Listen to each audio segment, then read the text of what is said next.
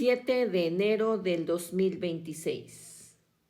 Fuente Rebelión. Título: China, el petróleo y el precio del golpe al derecho internacional. Pluma Ignacio J. Domingo.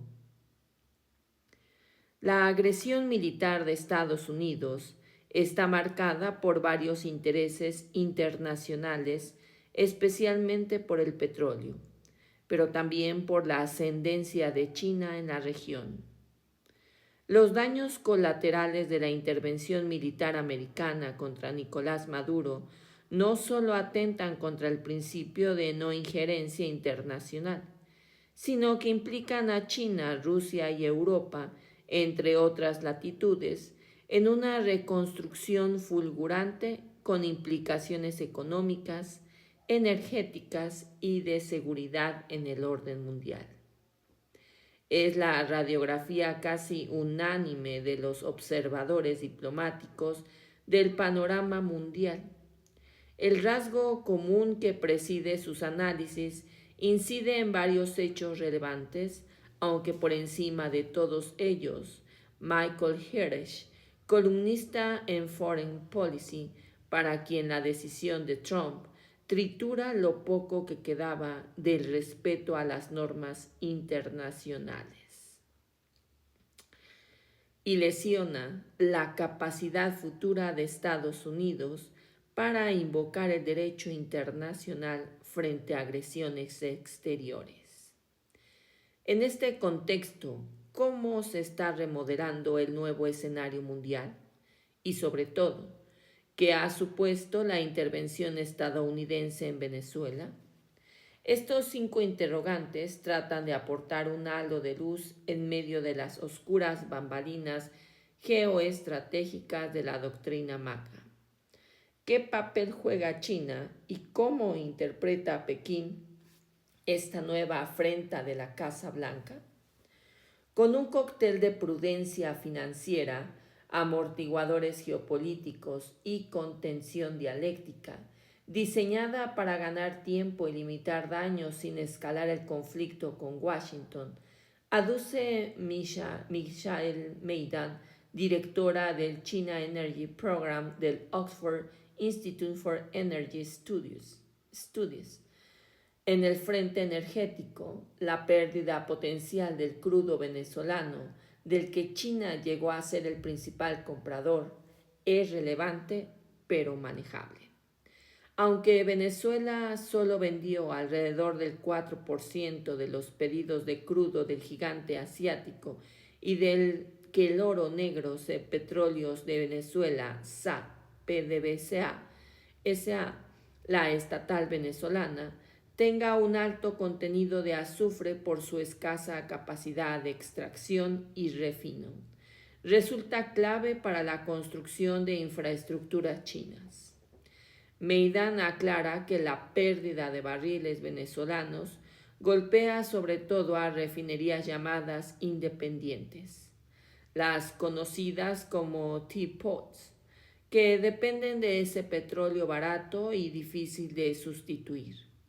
Sin embargo, otro colchón estratégico amortigua este impacto, afirma, ya que cerca de 82 millones de barriles de crudo están almacenados en buques frente a China y Malasia, casi en su totalidad bajo sanciones y una parte significativa de origen venezolano, lo que permitirá a Pekín cubrir sus necesidades a corto plazo. En paralelo y mientras arremete oficialmente contra la intervención militar de Estados Unidos en uno de sus más sólidos aliados en América Latina, donde han dirigido sus tentáculos inversores casi con la misma intensidad en África, Pekín se siente fortalecido sobre sus reivindicaciones soberanas sobre Taiwán. Venezuela sirve como caso de estudio. Asume fuentes diplomáticas chinas. Del mismo modo que en la área económica, el equipo del superministro de Finanzas chino, Luan Fuan, dispone de un colchón fiscal de $850 mil millones extensibles según el reciente 15º Plan Quinquenal 2026-2030, para fortalecer el vigor económico y abordar desafíos geopolíticos, y alerta sobre un largo escenario de conflicto en su socio caribeño. Así, su Banco Central ha trasladado a sus entidades financieras que dejen de percibir a Venezuela como centro neurálgico de sus préstamos en América Latina, se aíslen de posibles contagios de activos tóxicos y reputacionales y esperen a que la ocupación estadounidense genere fricciones, costes o algún cambio de escenario que vuelvan a abrir espacio para sus intereses. ¿Quién ganará con el petróleo venezolano? El control efectivo del sector energético venezolano por parte de Estados Unidos promete ser largo y tortuoso y sobre todo caro. Aunque Venezuela alberga las mayores reservas probadas de crudo del mundo de hasta 303.000 millones de barriles según la OPEP, está lejos de llegar a su potencial geológico y productivo, de manera sostenible tras décadas de expropiaciones y de pésima gestión institucional.